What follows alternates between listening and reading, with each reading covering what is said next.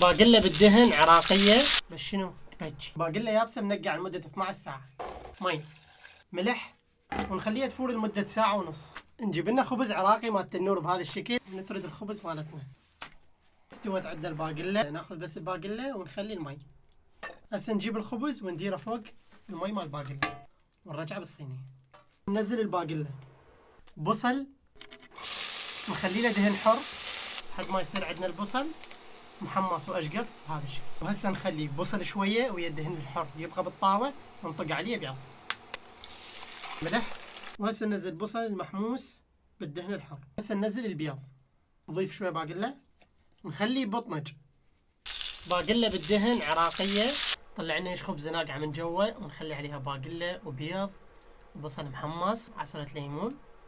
لحد يقول لي جفوف وما جفوف، احنا العراقيين ناكل الباقلة بهالشكل. بسم الله.